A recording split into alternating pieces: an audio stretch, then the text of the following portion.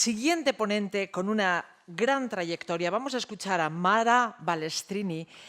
Ella es investigadora, es CEO de Ideas for Change, es Project Manager de Fab Lab Network y viene a arrojarnos y a compartir luz sobre ese usuario 4.0, comportamiento y tendencias. Mara, cuando tú quieras. Un aplauso grande para Mara. Gracias.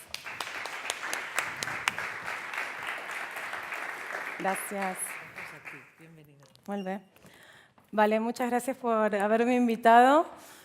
Este no es mi mundo, no tengo nada que ver con la gastronomía, pero voy a intentar traeros una mirada diferente sobre lo que está pasando en el mundo de la tecnología y de la innovación social. Cuando uno busca información con respecto al restaurante del futuro, se encuentra con un montón de artículos y vídeos sobre robots, inteligencia artificial, todo tipo de aparatos, drones y nuevas formas de reparto, y etc. Pero desde mi punto de vista, muchas veces estas imágenes, estas visiones, ponen foco en la escasez, nos hacen enfocarnos en lo que no tenemos. Mientras que yo soy de la escuela de Paul Romer, el economista en jefe del Banco Mundial, que dice que el crecimiento económico ocurre cuando las personas reorganizan los recursos de manera que se genera más valor. Y mi mirada sobre la innovación y la tecnología tiene que ver con recombinar los elementos que hay en un ecosistema amplificado y así generar mucho más valor. Vosotros sois unos expertos en esto. Si a mí me muestran un huevo, yo pienso a lo sumo en tortilla. Pero vosotros tenéis mucha experiencia a la hora de recombinar elementos y podéis hacer con esto crème brûlée, pasteles, agregarle los dos panes y venderlo como un sándwich. Y en todo caso, habéis comprado algo a 10 céntimos y lo vais a vender probablemente a más de 3. En este tipo de mentalidad es donde quiero que nos enfoquemos hoy, la de la capacidad recombinatoria. ¿Y de qué viene esta recombinación? ¿De qué depende? De que seamos capaces de ver el gran potencial de nuevos elementos que tenemos en el ecosistema, nuevos agentes capaces de recombinar estos elementos y nuevas reglas recombinatorias. Venimos de un mundo que se veía así. Muy pocos agentes, muy pocos elementos y estos agentes una serie de derechos para recombinar esos elementos. Expresado en vuestra industria, esto se vería más o menos así. Teníamos un sistema en general lineal, donde había un fabricante, un distribuidor, un minorista, un consumidor, y el producto viajaba del fabricante al consumidor. La marca normalmente hacía el mismo trayectorio o podía llegar hasta el minorista. Hoy, nuestro ecosistema, con el tipo de tecnologías y las capacidades que tenemos, se ve más así. Hay una explosión en la cantidad de elementos, en las reglas que nos permiten combinar esos elementos y en los agentes que ahora tienen derecho a realizar combinaciones. De repente, vuestro ecosistema se ve un poquito más así, ya no es tan lineal. Por ejemplo, hemos visto cómo las redes sociales de repente conectan al fabricante con el consumidor o al minorista con el consumidor. Estabais hablando de esto en los ejemplos que dabais en el panel anterior. Y la irrupción del Internet de las cosas, la inteligencia artificial, machine learning, ha generado una explosión en los datos que de repente genera una cantidad de combinaciones entre el fabricante y el distribuidor, el minorista y el consumidor, etcétera, etcétera. Cuando se genera esta onda expansiva en el ecosistema de elementos y posibilidades combinatorias, ya no te salva ser el más grande. Prácticamente se vuelven a repartir las cartas. Os invito a que pensemos la tecnología desde un punto de vista de la abundancia y no de la escasez. Y esto funciona así. Veréis que tenemos un árbol lleno de manzanas. Lo que intentarías hacer, obviamente, es con las manos coger las manzanas. Seguramente los que son más altos que yo cogerías más manzanas, hasta que llegaría un punto que diríamos, ostras, nos hemos quedado sin manzanas. Hay escasez de manzanas. Pero si tenemos una escalera, podemos subir más alto y veremos que de nuevo está lleno de manzanas. La escalera es la tecnología. La escalera es lo que nos permite ver abundancia donde antes veíamos escasez. La tecnología hace posible esta explosión de elementos que os decía. Por ejemplo, nuevas tecnologías como un kit de información genética que permite ahora a los fabricantes de sopas generar una dieta especializada para una persona. Esta es la razón por la que Sopas Campbell ha invertido en Habitat, y la idea ahora básicamente es un fabricante que te va a enviar un kit para recoger datos genéticos tuyos para poder customizar la dieta perfecta a tu composición genética. De repente el fabricante dialoga con el consumidor. O la irrupción de nuevas unidades de producto, por ejemplo, la receta y Blue Apron o este tipo de iniciativas donde ya no vamos a un restaurante a comer una comida, sino que el productor, trabajando con un chef, me va a enviar una cajita con lo que necesito para cocinar, incluyendo la receta y los ingredientes. Esto de incluir al usuario en la cadena de valor es lo mismo que hace IKEA cuando te vende a ti un mueble para que tú lo termines de armar. También vemos que los datos crean nuevas relaciones, por ejemplo, el sistema de Fonbella que te manda el agua a tu casa, o la irrupción de nuevos elementos, por ejemplo, el Echo de Amazon, que permiten hacer la compra, el pedido, con un simple comando de voz. En este caso, el distribuidor, Ocado con Amazon, se salta al minorista y va directo al consumidor con una orden de voz desde la cocina. Y también vemos cómo quienes innovan empiezan a encontrar elementos infrautilizados que ya están en el ecosistema.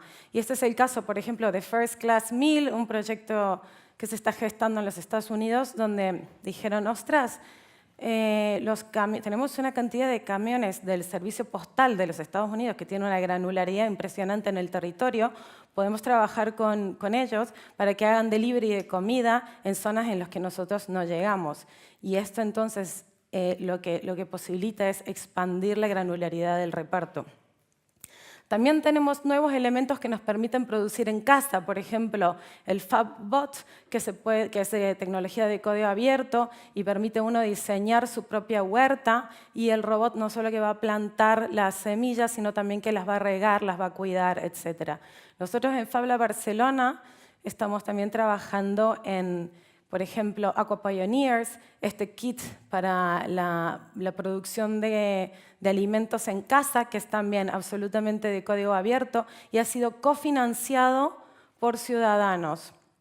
Y tenemos este nuevo proyecto que se llama ROMI, que es un proyecto de casi 4 millones de euros, que nos permitirá crear un ecosistema robótico que incluye drones y robots de huerta, que va a permitir no solo cosechar y plantar, sino también utilizando los drones y la inteligencia artificial, identificar si tenemos maleza y tomar decisiones autónomas para la protección de las granjas. También tenemos proyectos como The Rhythm of Food, que permite a uno identificar tendencias en el consumo de los alimentos sobre la base de las búsquedas de Google. Vemos que, además, no solo hemos tenido una explosión de la cantidad de elementos que podemos utilizar, sino que también han cambiado las reglas. Han cambiado las reglas y las combinaciones que podemos hacer. Venimos de un mundo donde confiábamos en las grandes instituciones, en las grandes marcas, Pero eso ha cambiado. La mayoría de las encuestas muestran que la mayoría de los españoles, por ejemplo, ya no confían tanto en las instituciones ni en las marcas. Sin embargo, se ha expandido la confianza que nos tenemos entre nosotros. Y esto es lo que lleva a que muchos de vosotros vayáis a dormir a la casa de un extraño porque otros 2 extraños dijeron que allí se dormía bien. O vayáis a comer a un restaurante confiando en una cantidad de recomendaciones de otros extraños. O incluso os vayáis a la casa de alguien que de repente montó un pop-up dinner y pues vosotros traéis a vuestros amigos y os vais a comer a la casa de esta persona. Un amateur que de repente monta en el living de la casa un restaurante un día sí, un día no. También surge la confianza en el código. Nuevas tecnologías como the blockchain, que es la tecnología base de la moneda criptográfica Bitcoin, permite que confiemos confiemos en la información sin tener que confiar en las personas. Por ejemplo, existe este proyecto Provenance que utiliza el blockchain. Básicamente el blockchain es como un libro de contaduría abierto, ¿vale? Donde se escriben todas las transacciones y son inmutables, no se pueden borrar. Proyectos como Blockchain de mi amiga Jessie Baker en Inglaterra, lo que permiten es hacer transparente la cadena de suministro de un alimento, por ejemplo, en este caso, habiendo traqueado un atún desde que se saca del mar hasta que llega a un plato de sushi en Tokio. Esto obviamente hace transparente la cadena de suministro, potenciando la confianza en los productores. Quienes no sean capaces de poner sus datos en abierto tendrán problemas en conquistar la confianza de las personas. Este es el caso de Boycott. No sé si conocéis esta aplicación que surgió hace unos años cuando hubo un escándalo con Monsanto y entonces un grupo de chicos desde la intimidad de su hogar decidieron crear esta aplicación que permite a cualquier persona escanear un código de barras de un alimento en un supermercado y traquear si en algún punto de su cadena de suministro está asociado a Monsanto o a los hermanos Koch. Y en ese caso, hacerle un boicot y no comprarlo. Es decir, la confianza en los datos abiertos. Vemos también que esto lleva a la creación de modelos de negocios que se basen en lo abierto y no en lo cerrado, al contrario de la famosa receta de Coca-Cola, la más guardada de la historia del mundo. Los chicos de Brewdog en Escocia han creado la primera cerveza de código abierto y comparten la receta de la cerveza. ¿Por qué? Porque nos damos cuenta de que en estos nuevos ecosistemas de confianza, compartir es una apuesta a generar comunidad. Y las empresas que son capaces de generar comunidad en torno a sus productos tienden a conquistar un espacio de resiliencia en un ecosistema cambiante y donde la confianza está en crisis. Por último, hemos visto el gran aumento de agentes que tienen capacidades variadas. Veníamos de un mundo donde unos pocos podían tomar decisiones por unos muchos. La metáfora del mando de televisión. Teníamos en casa un mando y todos se peleaban por el mando. Ahora todos tenemos nuestra propia pantalla. Mirad, por ejemplo, este caso, el Grow Observatory, un proyecto de unos 5 millones de euros en los que estamos colaborando con la Universidad de Dundee. Este proyecto crea el observatorio de personas que crean huertas más grandes del mundo. Y estas personas no solo van a crear sus huertas y cosechar sus propios alimentos, sino que también utilizarán sensores para monitorizar la humedad en la tierra y de esta manera, además, contribuir los datos a científicos que están investigando el cambio climático. Este es el cambio de capacidades que estamos viendo. Quienes vean a las personas como un mero consumidor, vais a estar mirando de la manera incorrecta. El ciudadano ahora puede producir su comida, puede además recolectar datos, apoyar la ciencia y en el gesto de producir su comida ayudar a detener el cambio climático. Otras personas que tienen un negocio y 2 horas libres cada tarde pueden convertirse en un colmenero que recibe los productos de un productor local y los distribuye de manera local en su barrio. Nuevas capacidades, nuevos agentes. Y no todos de estos nuevos agentes son humanos. Tenemos también el Internet de las cosas, en la que vamos a empezar a delegar la agencia para que tome decisiones en nuestro nombre. Por ejemplo, estos son los artefactos de LG conectados al chat que harán la compra por nosotros, que tomarán decisiones si algo que está en la nevera está malo, etc. Y los algoritmos también nos van a permitir sistemas de distribución basados 100% en los datos. Por ejemplo, hace poco se supo que en un convenio entre Uber y Budweiser estaban testeando cómo una flota de coches podrían distribuir mercadería de manera autónoma. Imaginaros esto, mientras más, ¿cómo funcionan estos algoritmos? Mientras más información y datos tienen, mejores decisiones pueden tomar, con lo cual podrían estos sistemas comenzar a autogestionarse bastante basados en los datos.